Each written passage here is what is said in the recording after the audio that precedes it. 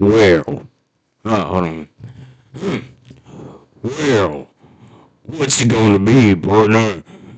You taking the high road or you taking the long road? I know what I'll take.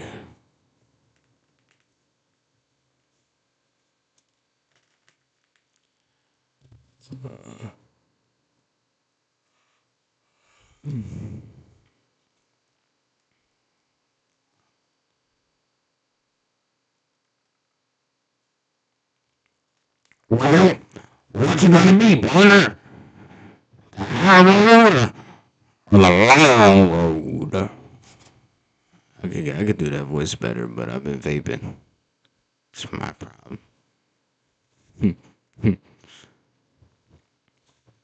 Well, what's it gonna be, partner? The high road or the low road? Come on.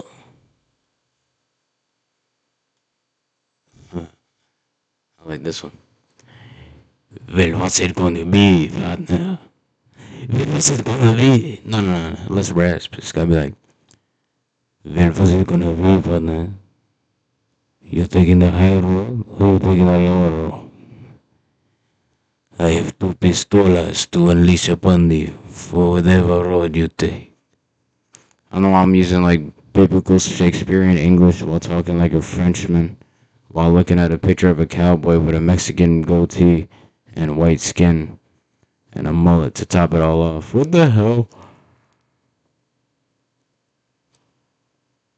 Who made these terribly historically inaccurate renders for cowboys, bro? Because they did not look anything like that whatsoever. At all. Not even close. Toko toko top, toko toko top, toko toko top, toko toko top, toko toko top. Oh god, not the Terraria community too. Oh, let's see what they got going on. I'm interested. I wasn't even gonna watch YouTube, but now I'm interested. Denny's is actually a good one. Tools from Harbor Freight are doing hard work in real garages across America. Like at Nico's Automotive Shop in Des Plaines, Illinois. These are some of the most disturbing crimes that happen in the Terraria community. And as Why? Why is the Terraria community? Why does every community have to have a scene of pedophiles? Why is there always just like a clique of pedophiles in every single scene? Alias Redigit, and he published a game on May 16, 2011 through his own indie game developing company called Relogic. And with It's the like help of you'll an see a Italian video game and it'll be publishing like, company called 505 it'll be like Games. Sandbox fucking- games, in case you didn't know, are basically virtual it'll be like- worlds that let players explore. I'm trying to think of them as like a good example that isn't following a obvious. strict storyline. By 2024, Like Smash over Bros. I 58.7 saw, million like Smash copies of Bros. the game have I been bet there's sold a across video out multiple there platforms, called with 32 million of fucking those sold to PC gamers Most alone. Disturbing The game had an Crimes average in the of around Five Nights at Freddy's 27,000 community. players I know daily there's one of during that them. year, I showing know how there large is. and active the community was, despite the game being over 13 years old. Now, with the game's success, official merchandise Hey, became Rick and available. Morty And community, on September let 26, us say, like, 2024, a new easy design to based steal on one that of the too. game's bosses, the Flying Dutchman, was announced as the month's featured shirt. This is The what fans it is to quickly say. went to the store page and purchased said shirt,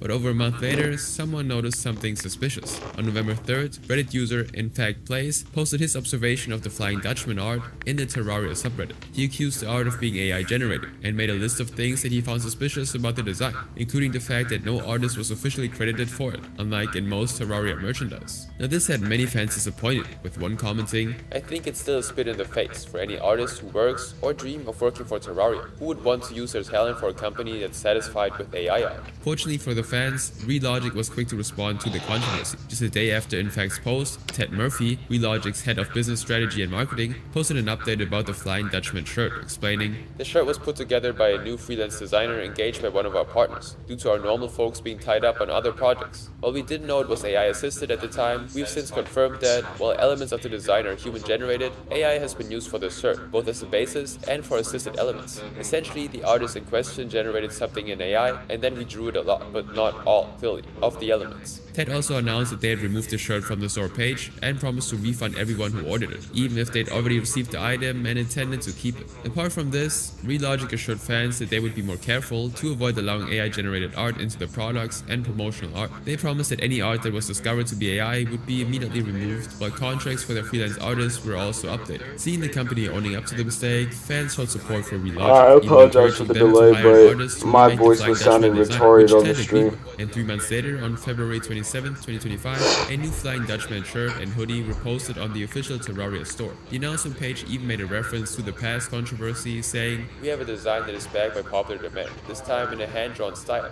and 100% AI free." This showed that Relogic was willing to correct their mistakes. The next Terraria creator, however, spent years attacking people within the community and refused to deal with the consequences. I'm amazing. I'm really amazing. I've done a lot of shit for this community, and I'm tired of. Who the hell is this guy? Of course he has Mario music in the background too. Every time. Always with the Mario music, bro. Always tainting Mario's name. On the 22nd of September 2005, a guy whose real identity has never been confirmed created a channel on YouTube by the name Hero, which was short for Harnessing Education Resources Online. At first, he only uploaded content for games like StarCraft, but when Terraria was released 6 years later, Hero focused on his channel towards this single game. Within months, Hero became one of the most popular Terraria streamers on the internet, gaining over 500,000 subscribers on YouTube. And with his influence spreading, Hero was trusted to edit and create pages on the official Terraria fandom wiki in August of 2011. Fandom wikis, in case you're unaware, are community-driven websites that collect and organize information about their specific topic. But giving Hero control over Terraria's fandom pages would soon turn out to be a huge mistake. Because instead of simply editing the pages to make them more informative for players, Hero attaches YouTube videos. Hey, what do you do when you take a trade-in that probably isn't going to perform well in your market? Well, you have a lot of options when you're partnered with us.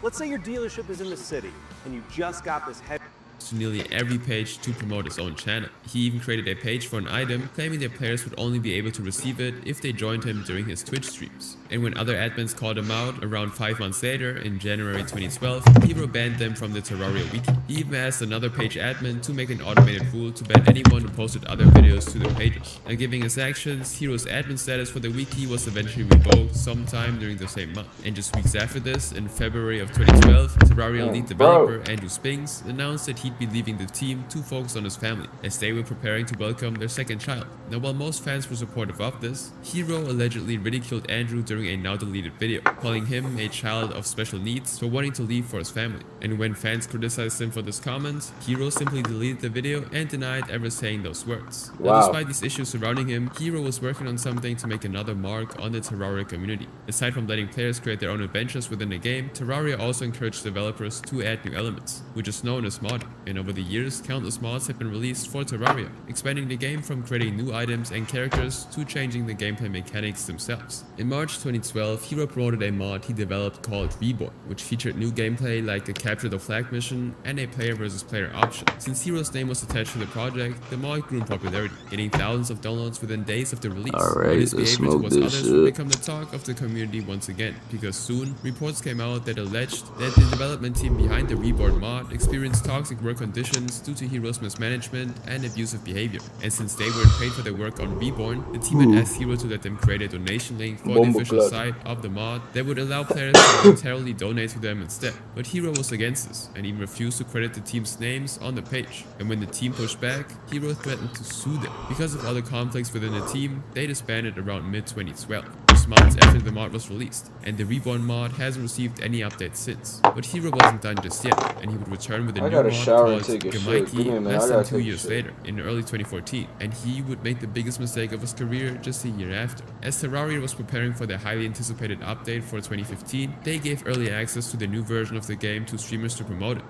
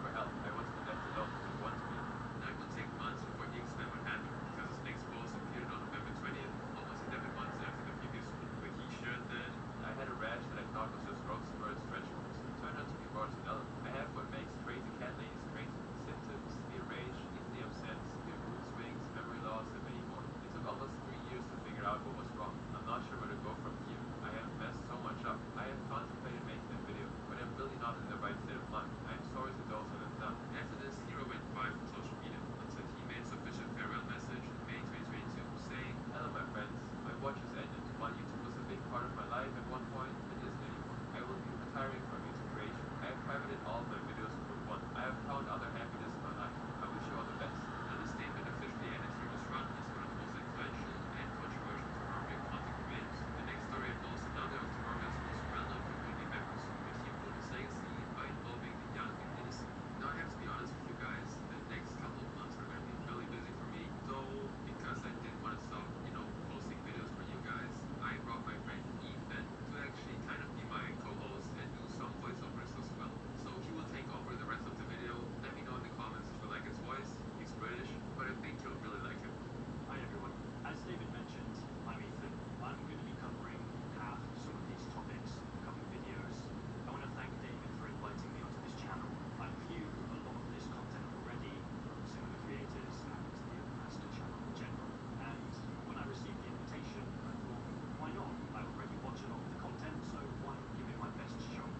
I hope my introduction to the channel will be an addition, and I seriously hope that you guys continue to enjoy this sort of content. Okay, just so I don't keep yapping and prolong this introduction, let's get straight into the next cases for this video.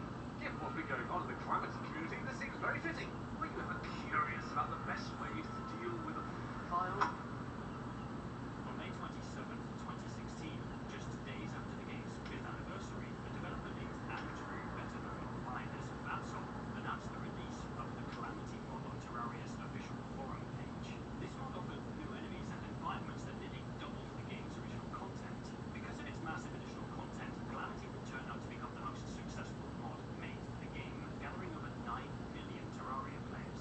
So, not long after its release, Fabsol hired a team to maintain and expand the mod, as well as creating a Discord server to connect with their players. But, despite Calamity's success, fans weren't happy with the creator himself.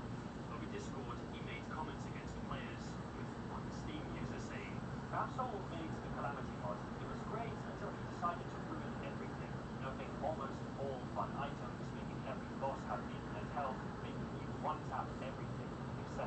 All because he felt like it. A real quote. This is the same guy who said, if you use other mods while playing mine, you should end yourself. Everyone wanted him gone.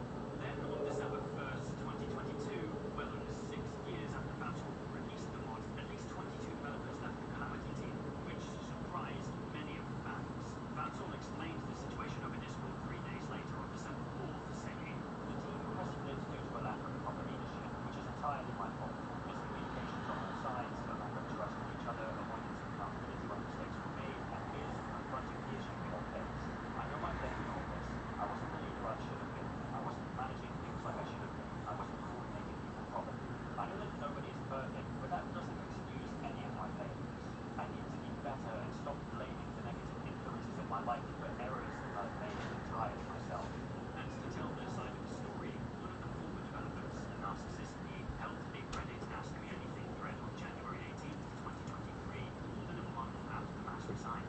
In the comments, he shared his experience with the team, starting when he initially joined as a tester, where he saw Smaller arguments and disputes, situations which I remember being uncomfortable and scared, unable to say anything out of fear of being snapped at by Fabsol because I saw him snap at people, testers and devs alike. I knew about the issues we came from the team and so much better. I was not named to the privacy came to a head one day in early 2021 to serve the message of particularly feelings, frustration, and discomfort about bad tech acting, but it ended in those feelings being dismissed by Fabsol and them being openly blamed for upsetting him that way.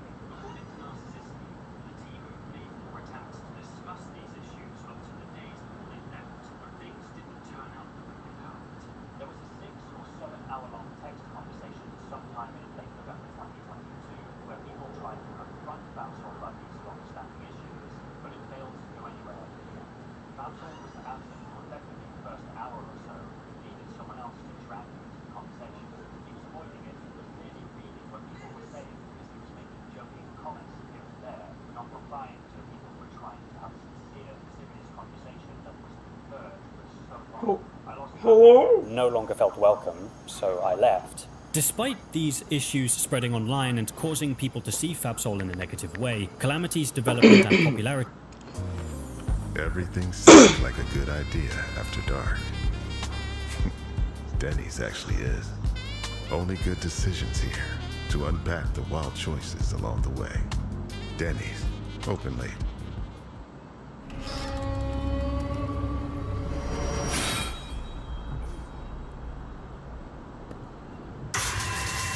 There you go.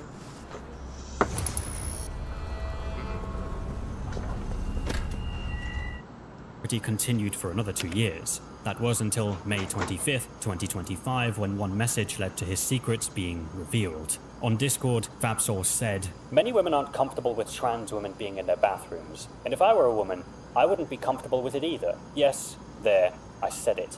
Because many people aren't brave enough to do so."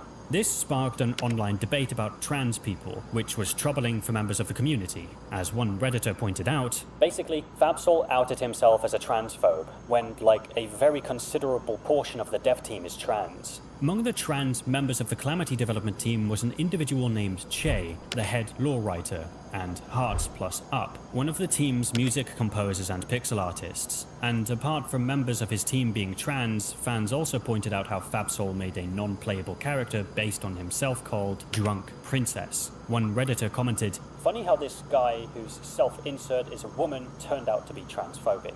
While this led to many players mocking him, ex-user Butter Bunchkins commented on the issue, revealing that Fabsol was the same dude who invited me to his NSFW server when I was not of age to see his MLP collection. Butter then posted screenshots he saved from that server where Fabsol, who was in his mid-20s at the time, encouraged members to make inappropriate art. His messages in this Discord server are too explicit to read out here on this video, making it more disturbing considering that these members were a decade younger than him. More screenshots from the server soon became public, with one of them from a conversation back on November 27th, 2019. Here, Fabsol encouraged one member to avoid speaking to their parents. He even acknowledged that this member was 2 years away from legally moving out from their parents' home, confirming that he knew they were not old enough to be on a server that shared explicit content. Another screenshot also showed Fabsol sending an intimate image of two Calamity characters in one of the Discord channels, when Macedoni, one of their lore contributors, pointed out that some members were still below college age. Fabsol defended himself, saying,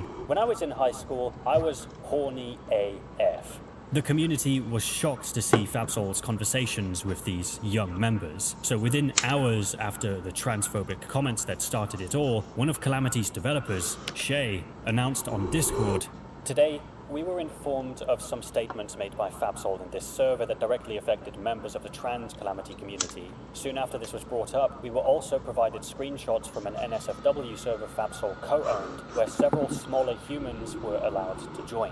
Shay also confirmed that Fabsol admitted that this server existed and that the screenshots given to them as evidence were real. Fabsol himself made this announcement the very next day, on May 26th, saying, "The worst mistake was a private server that was made 8 years ago or so, which I left around 5 years ago, which was an NSFW server that had members who weren't of age. I was aware of those younger friends of mine being in there, and it makes me so unbelievably sick. And screenshots of that have been passed around to deframe me and make the devs look terrible for associating with me. So I'm retiring as owner of the Calamity mod." After Fabsol left, references to him and his character, Drunk Princess, were removed from the mod. Ozatron, one of the lead developers and programmers, was given the role as the mod leader to take his place.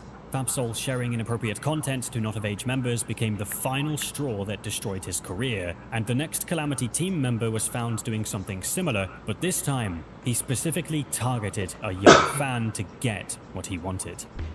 Send me an email of every single person in the FNAF community that's a...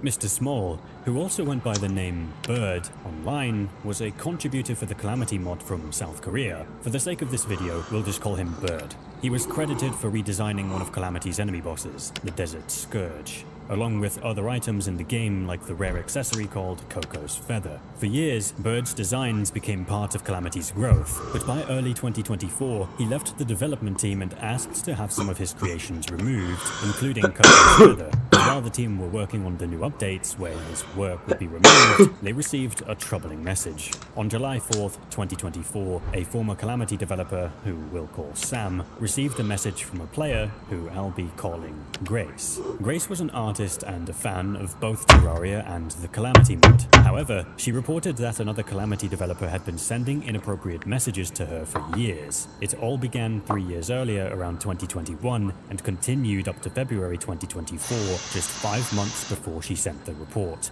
And the one behind those messages was Bird. To prove her claims, Grace gave screenshots of the messages, which started as repeated invitations for intimacy before Bird began asking her for inappropriate photos. He even sent her explicit artwork without her consent. Because of these, Grace asked for all of Bird's creations to be removed from Calamity. She still loved Terraria and the mod, but she didn't want to be reminded of his actions toward her while she was playing the game. While Sam was already forwarding these screenshots to the development team, Grace made one more revelation.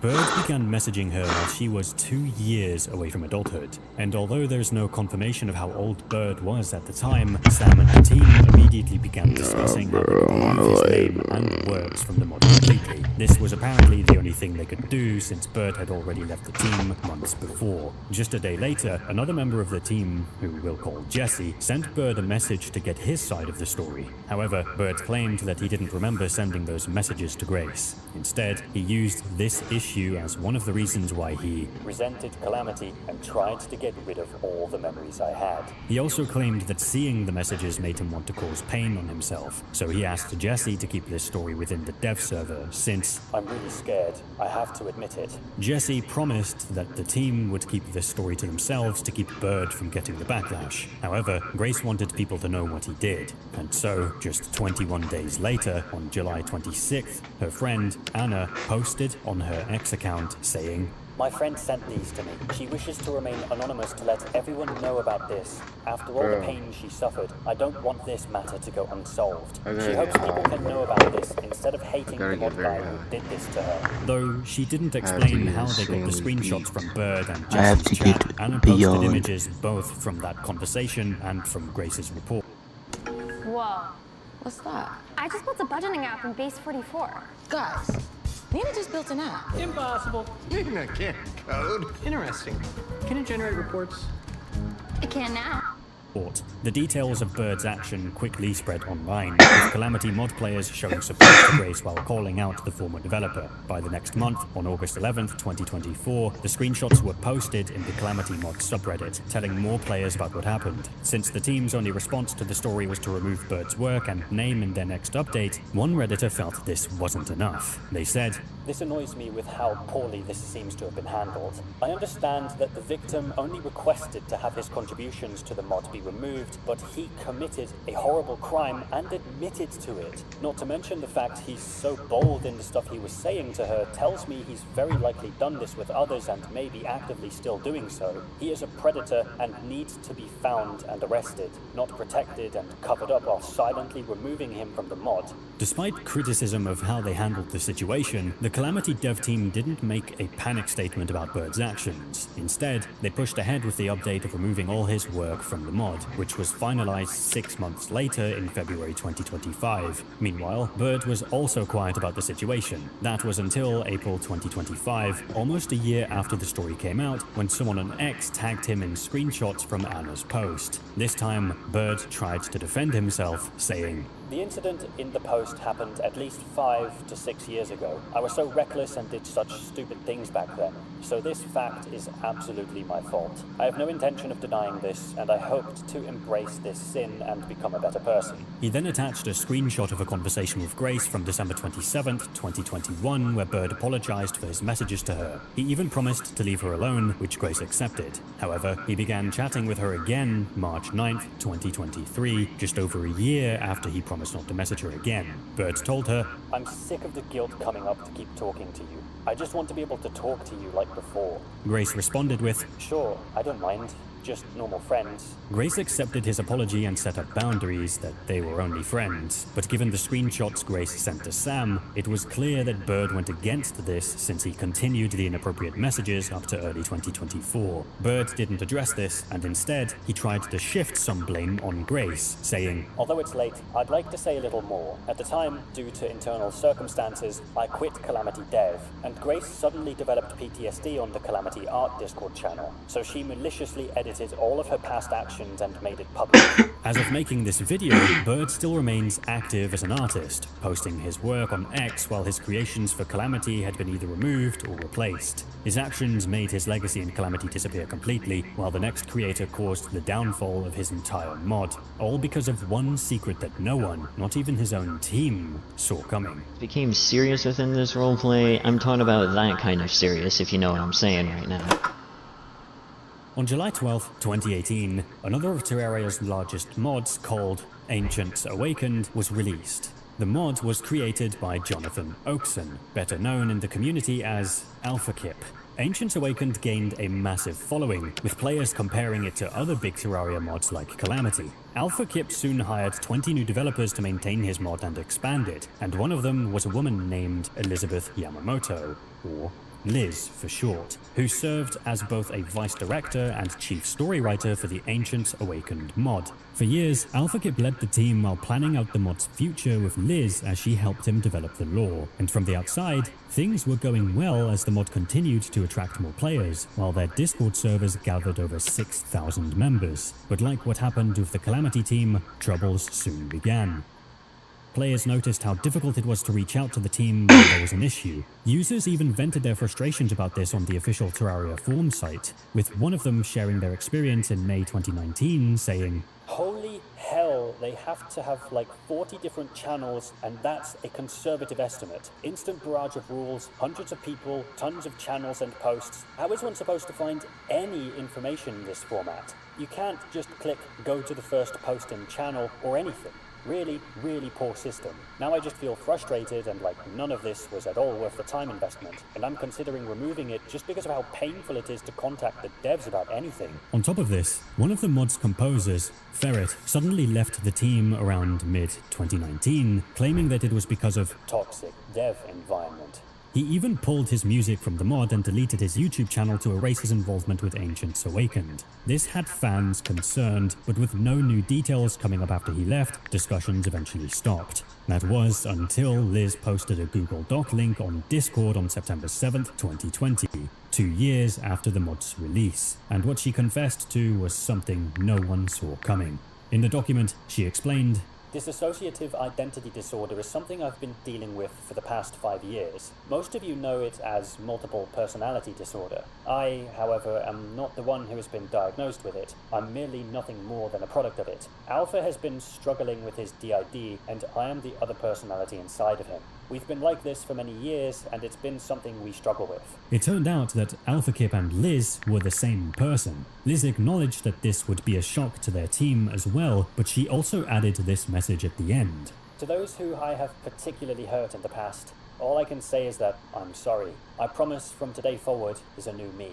From outside the dev team, this apology came out of nowhere, but in just 2 days, another of the team's vice directors, Moonbee, called out Liz and AlphaKip on Discord, saying, "I've had it. I gave you several chances, and you've done it. You blew it. I like to think I'm patient, given I've put up with you time and time again through thick and thin.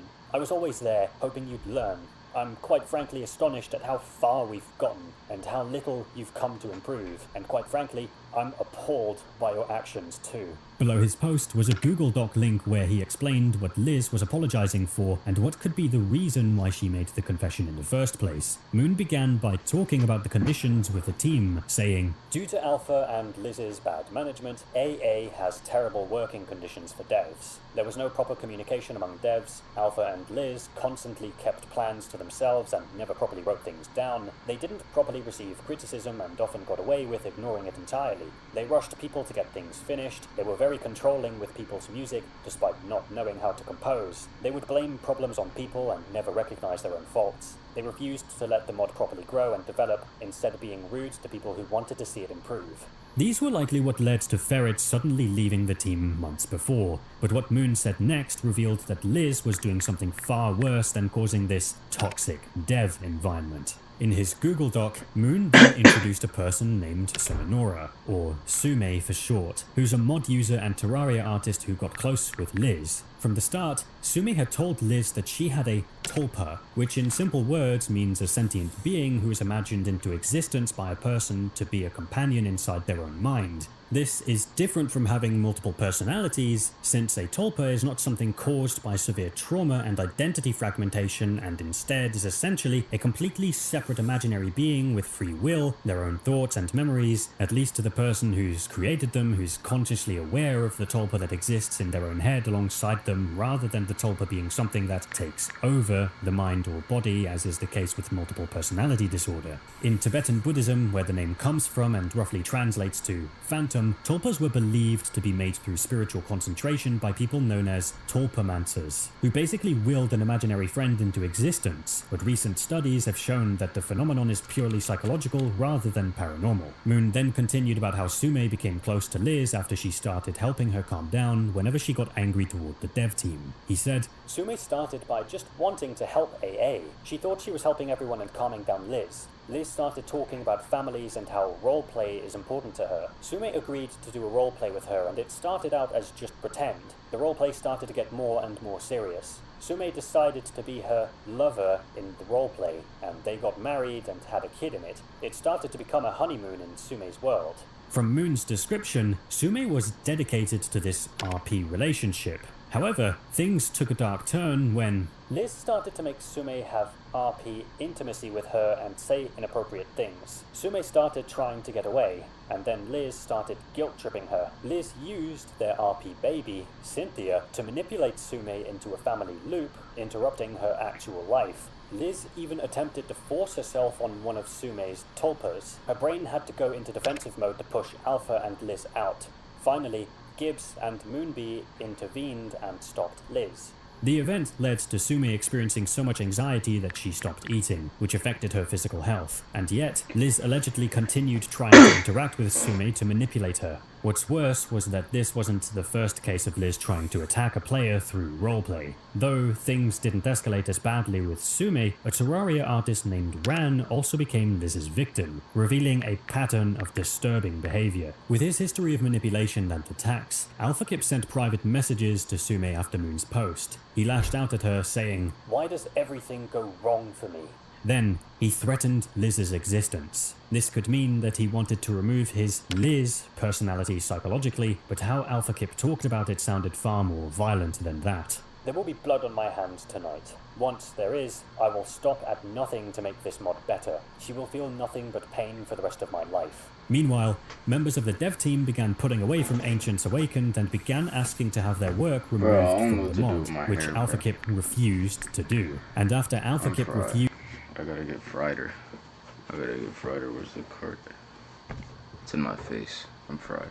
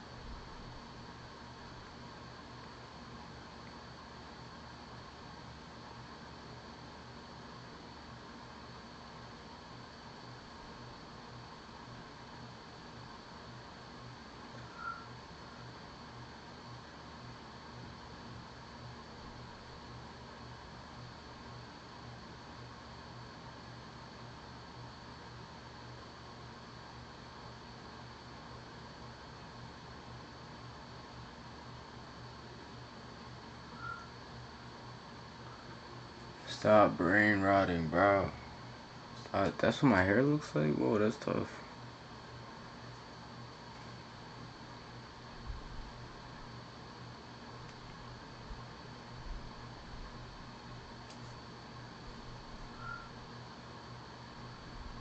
Stop brain rotting, bro. That's what my hair looks like? Whoa, that's tough.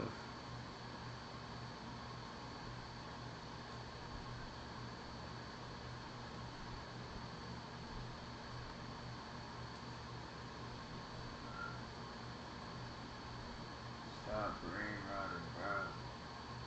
That's what my hair looks like? Whoa, that's tough.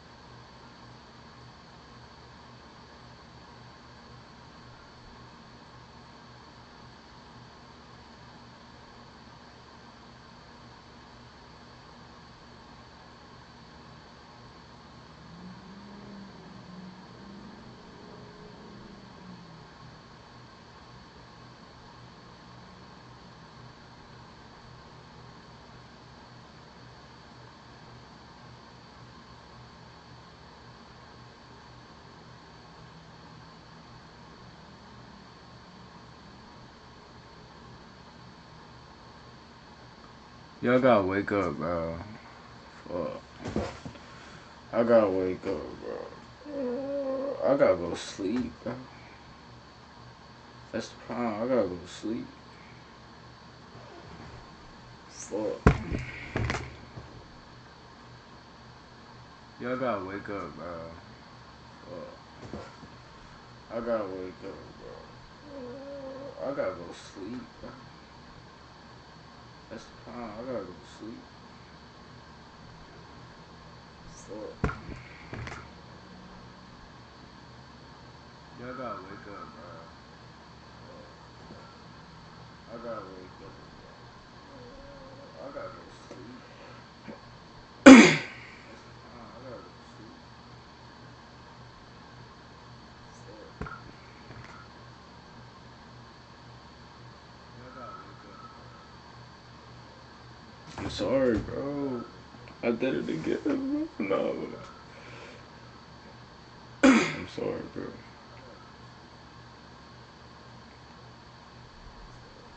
I'm sorry.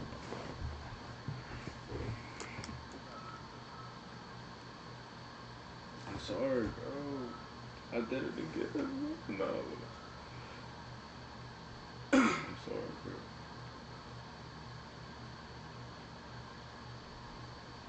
I'm sorry.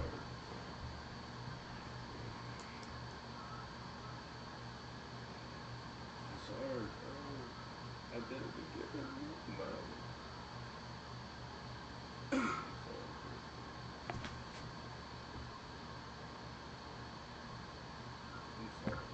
I'm sorry.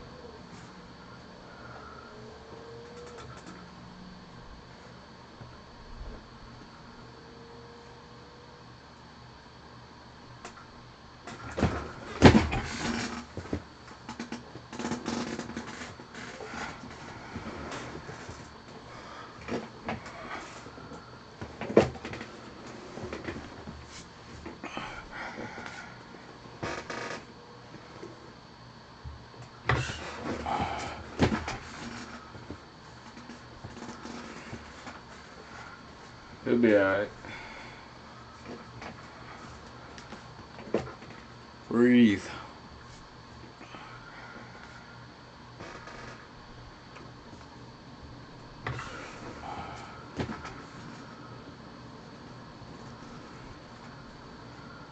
He'll be alright. Word. Breathe. That's what I'm saying.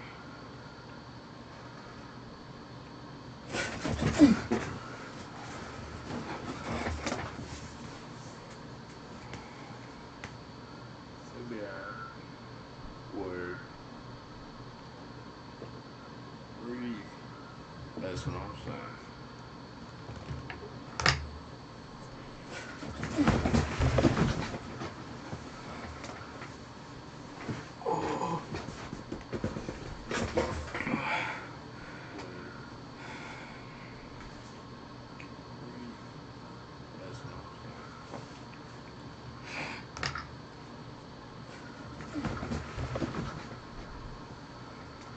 Chill, bro.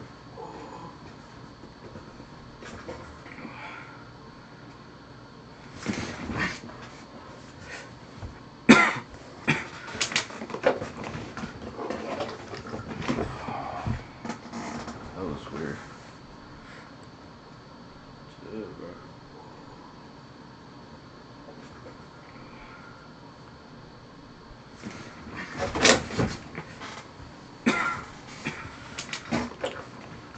Alright. That was weird.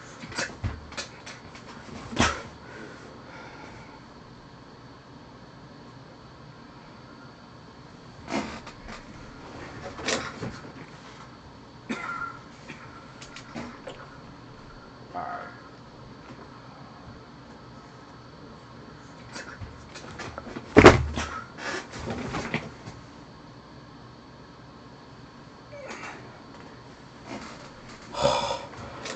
Fuck. Jesus.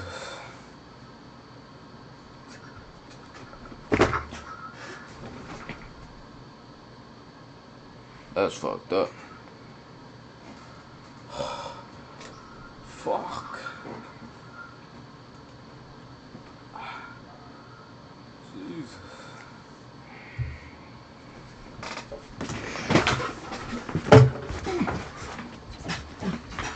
That's fucked up. Fuck. Oh shit.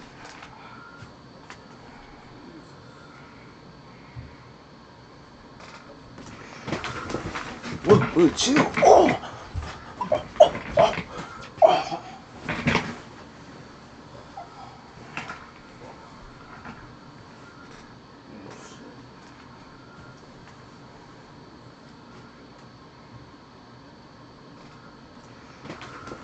What? Chill. Oh.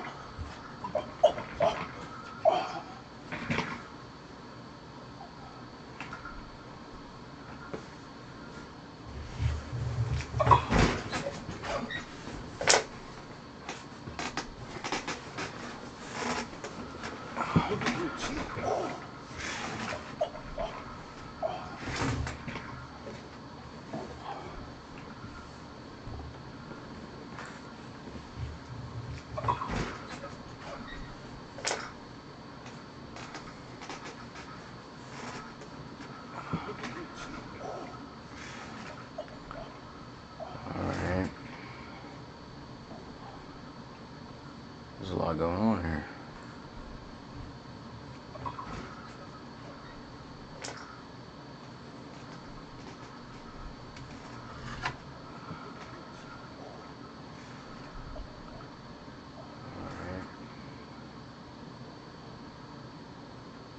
Going on here. That's what I'm saying.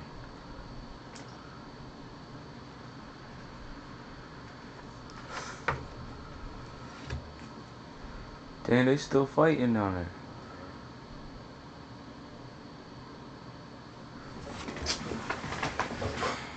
That's what I'm saying.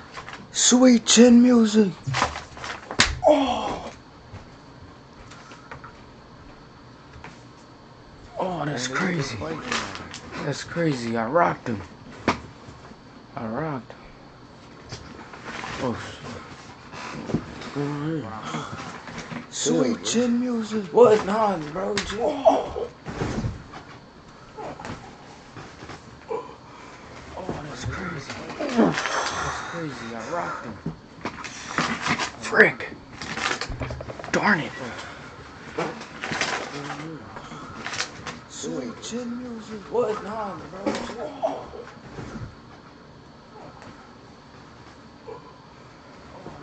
That was a wild one. Frick. Darn it. Sweet chin music. What? Nah, bro.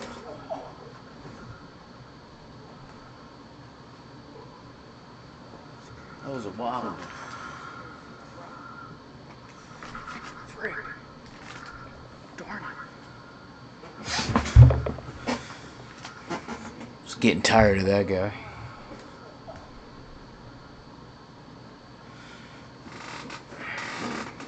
That was a wild one. Frick. Darn it. Just getting tired of that guy.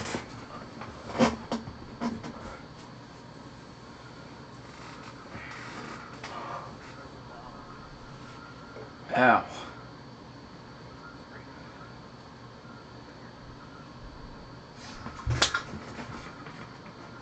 Just getting tired of that guy.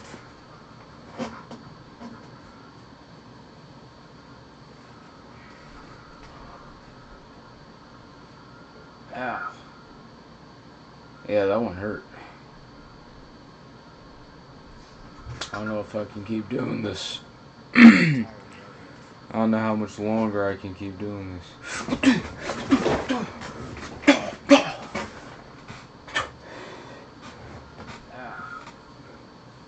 Yeah, that one hurt. I'm good, bro. I don't know if I can keep doing this. I don't know how much longer I can keep doing this.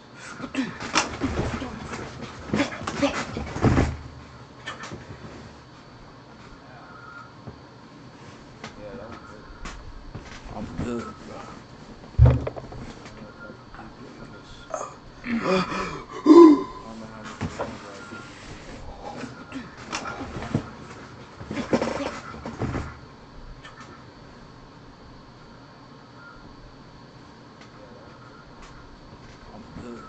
I'm good, bro.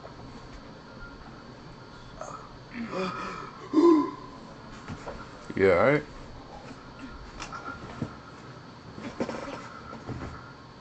Get a load of that guy.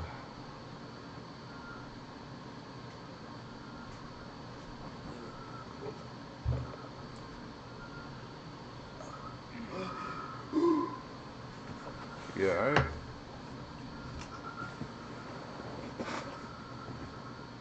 Get a load of that guy.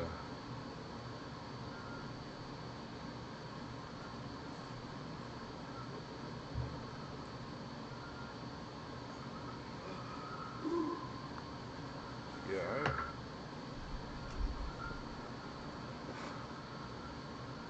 Get a load of that guy.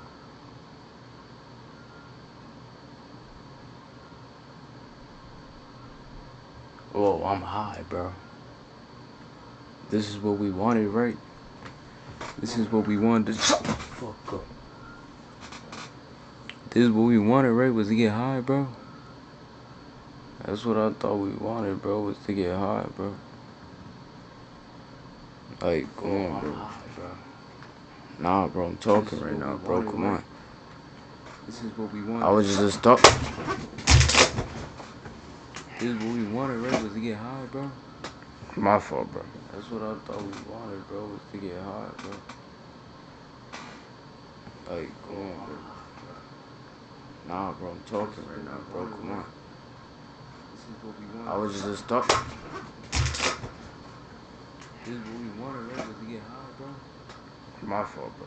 That's what I thought we wanted, bro. Was to get high, bro. But yeah, I just wanted to get high, bro. Nah, bro, I'm talking. I was just trying to get high. I was just talking. So then at the end of the day, you know what I mean? It don't really matter what I got to say. I was just trying to get fried, and I accomplished that. So like, it's all good. It's all Gucci now. High, bro. You know what I'm saying? Like a Gucci slide, almost. So then at the end of the day, you know what I mean? It don't really matter what I got to say. I was just trying to get fried, and I accomplished that. So like, I was just trying. Exactly. That's what I'm saying. You know what I'm saying? Like, you ain't had to hit me, bro. Like, that's exactly what I was saying. I hear what you saying.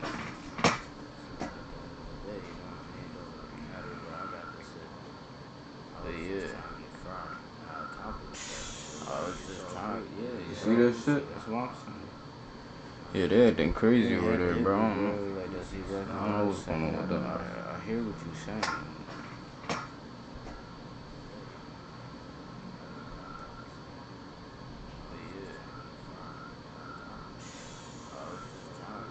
See that shit?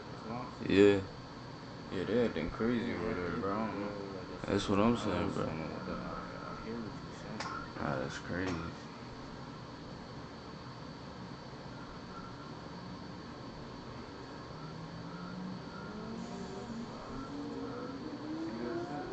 Yeah. Yeah, they acting crazy over there, bro. That's what I'm saying, bro. Nah, that's crazy. I'm not about to talk to you, bro. You ugly as shit. Nah, fuck what you got to say. This dude ugly as shit, bro. Yeah. Damn, I know you can hit me from that side. Oh. My fault, G. Shit. I'm not about to talk to you, bro. You ugly as shit. Nah, fuck what you got to say. What you say to me, bro? Shit, bro. What you... What? Damn, I know you can hit me from that side. Yeah, don't fuck around, bro. I'm like that. My fault, G. Shit. I'm not about to talk to you, bro. You ugly as shit. Nah, fuck what you got to say. What you say to me, bro? Oh, they about to tussle too. What? Damn, I know you can hit me from that side. Yeah, don't fuck around, bro. I'm like that. My fault, G. I think you missed, bro. You ain't even hit him for real. You see what I'm saying? Yo, hit me real quick. Look, we gonna show y'all how it's done, bro. Hit me real quick. Just like that, bro. You see what I'm saying? You gotta do them just like that, bro. Just like that. I think you missed, bro. You ain't even hit him for real. He did miss, bro. You see what I'm saying? Yeah. Yo, hit me real quick. Alright, look, we gonna show y'all how it's done, bro. Alright, ready? Ready? Just like that, bro. You see what I'm saying? I think I was late, bro. I'm not gonna lie. Alright, me and you try. Me and you try. Alright, we gonna really show them how it's done. Yeah. Alright, look, we gonna show you how it's done. Yeah. Alright, ready? See, no, they trying. I think I was late, bro. I'm not gonna lie. Alright, me and you try. Alright, bet. Alright, we gonna really show them how it's done. See, I missed the first one on purpose, I swear. Yeah, that's how you do it. See, no, they trying. I think I was late, bro. I'm not gonna lie. Alright, me and you try. Alright, bet. Alright, we gonna really show them how it's done. See, I missed the first one on purpose, I swear. Yeah, that's how you do it. Yeah, that's how you do it, bro. You hit me real quick. Ready? 3, 2, 1. That's how you do it. See, I missed the first one on purpose, I swear. Yeah, that's how you do it. Yeah, that's how you do it, bro. You hit me real quick. Ready? 3, 2, 1. That's how you do it. That's how you really do. That's how you really do. What is the name of this stream? What did I do? What's it gonna be, partner? Oh my god, this is the most geek stream of all time. You hit me real quick. Ready? 3, 2, 1. That's how you really do. That's how you really do. What is the name of this stream? What did I do? What's it gonna be, partner? Oh my god, this is the most geek stream of all time. You hit me real quick. Bruh, I'm really just watching myself. Damn, I really did hit him like that. That's how you really do. Bruh, I just punched the fuck out of him. What is the name of this stream? Is that legal? What's it gonna be, partner? It's like, is that considered self-harm? Bruh, I'm really just watching myself. Damn, I really did hit him like that. Bruh, I just punched the fuck out of him. Is that legal? What's it gonna be, partner? It's like, is that considered self-harm? It might be, I don't know. I'm not the expert. Damn, he really did hit him though. He really did. All the way down there, you see, like, all the way down there in the little, back there you can see him. Look, they about to do it right now, look. It's like, is that considered self-harm? Look, all the way down there. Boom, he just gone. You see that? Yeah. I just seen that over there. You see, like, all the way down there in the little back there. Nah, he telling you now. They about to do it right now. Look. I'm geeked, bro. This is live on the internet. Boom. I'm really doing this live on the internet. I just seen that over there. You see, like, all the way down there in the little. Nah, he telling you now. I'm geeked, bro. This is live on the internet. I'm really doing this live on the internet.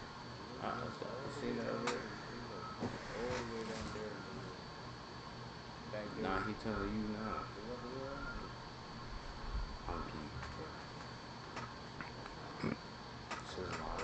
This is what smoking marijuana does to your brain. You do things like this and you don't understand why. And these things happen and they keep happening. Bro.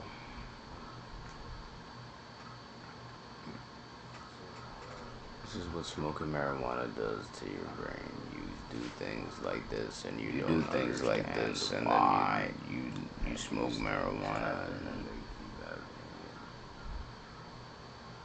Bro.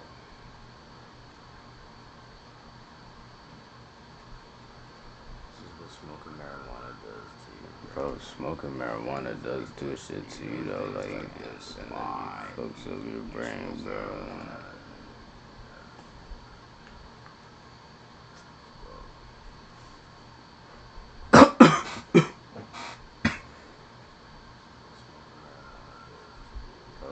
Smoking marijuana does do shit to you, though. Like, it's fucks up your brain, bro. My fault, G.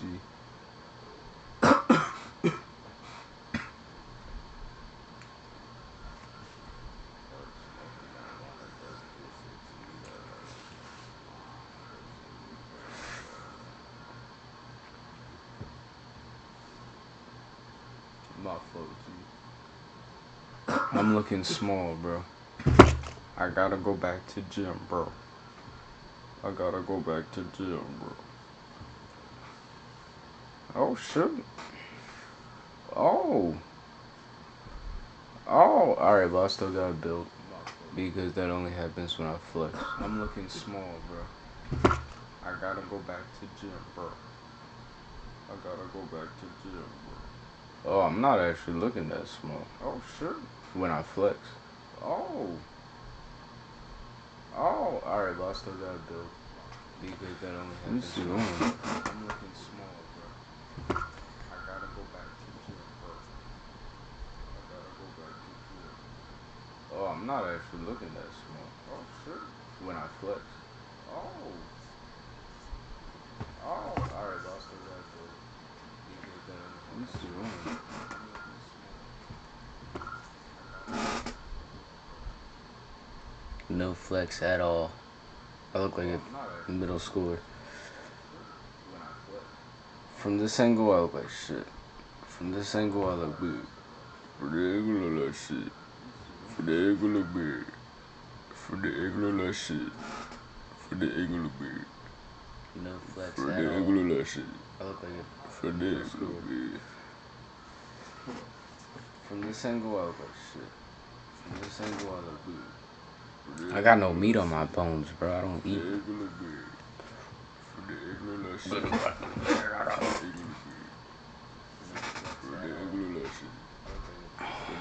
I got you. I got really chill. Look at this shit, bro. What am I doing? I got no meat on my bones, bro. I don't eat. These are the most disturbing crimes that happen in the Rick and Morty community, and as the video goes on, things go from bad to even worse. In 1998, Disney released an animated film titled Mulan, inspired by the ancient Chinese legend Hua Mulan. Now, in order to promote this movie, Disney collaborated with McDonald's to create Mulan-themed meals and packaging, and this included a special McNugget dipping sauce known as the Szechuan sauce, which was inspired by the famous Chinese sauce known as Sichuan. Now, despite the Chinese inspiration, the sauce didn't taste like the original, but since it was designed for the American audience and replicated the typical fast food taste, the fans absolutely loved it. And after the movie promotion was over, the Szechuan sauce was removed from the McDonald's menu, and by the early 2000s, almost nobody remembered it. But on April 1st, 2017, after season 3 of Rick and Morty premiered on television, the first episode titled The Rick Shank Redemption would remind fans of the forgotten Szechuan sauce. This sauce is amazing. You said it was promoting a movie? Now, the episode begins with Rick imprisoned by the Galactic Federation, which is a major antagonist government in the series.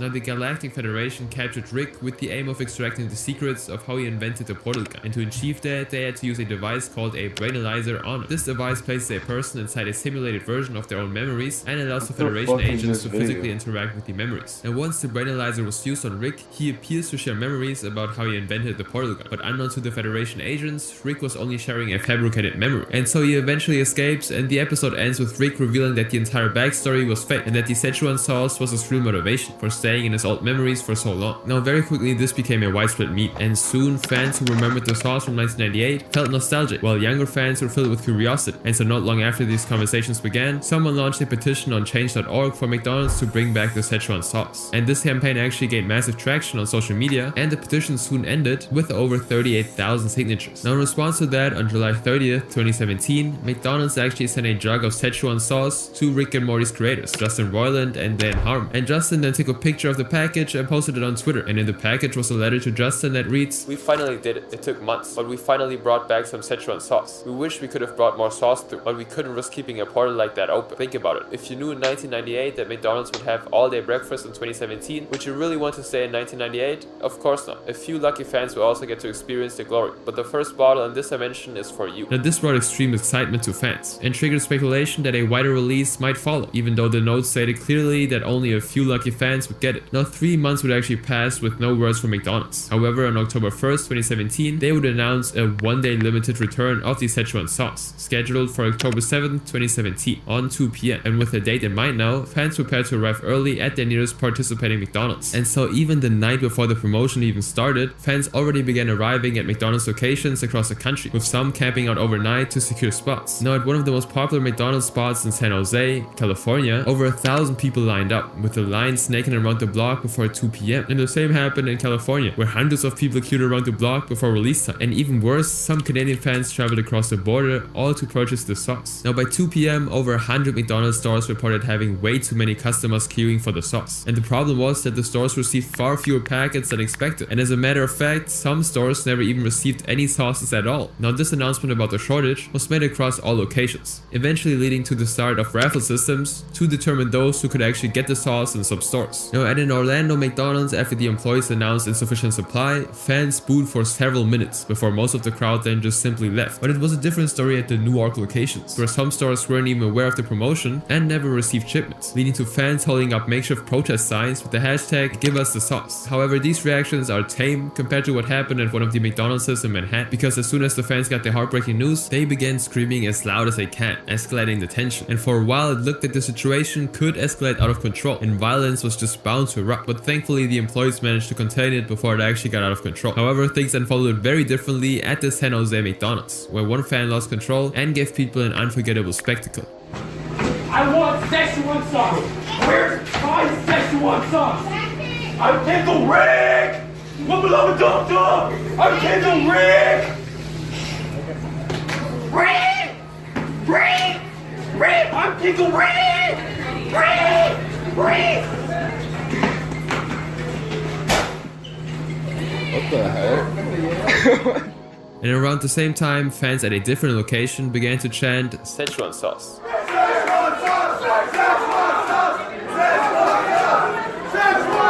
And also made call and response shouts like, "When I say Szechuan, you say sauce."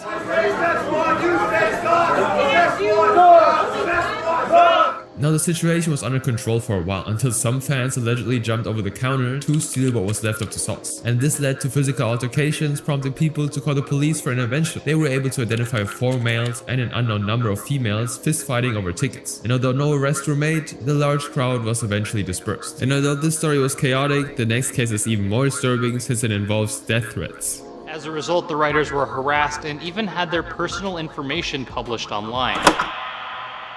Throughout the first 2 seasons of Rick and Morty, the writer's room was full of men. But at the start of the 3rd season, Dan Harmon and Justin Roiland decided to hire female writers for diversity, unknown to them that this decision would cost the writers more than they could bear. In October 2015, while Dan and Justin were discussing staff in an interview, they talked about how both men and women applied for writing roles. But when they interviewed submissions, they discovered female writers who'd submitted exceptionally good scripts. And of all the women who applied, 4 of them, namely Jane Becker, Jessica Gao, Sarah Carbiner, and Erica Ross, were selected, and by November 2015, writing began for season 3. But it wasn't until 2017 that it began airing on Adult Swim, featuring several episodes written or co-written by the new female writers. For example, season 3, episode 2, titled Rick Mancing the Stone, was written by Jane Becker, and according to the production team, she did a perfect job. But as soon as the episode aired, some fans complained online about a drop in quality. Although episodes are collaborative, which means that Jane together with other members of the team worked on the episode, the fans solely blamed Jane for the issues they had with the episode. While some mentioned that her writing wasn't as good as the male writers, others specifically claimed that the episode focused more on Summer because she's a female character. Similarly, the 3rd episode, titled Pickle Rick, which was also credited to another female writer, Jessica Gao, soon became a target for backlash. Even though the episode was one of Dan's favorites and one of the episodes that ended up receiving an Emmy award, some fans criticized it and called it one of the worst episodes ever produced by the team. And as soon as the backlash for the episode surfaced online, a Reddit thread titled "Nobody Cares" would be posted under the Rick and Morty subreddit, complaining about the season's quality. However, it quickly devolved evolved into personal attacks on the female writers. They took it as far as doxing the writers by sharing addresses and contact details of Jane and Jessica.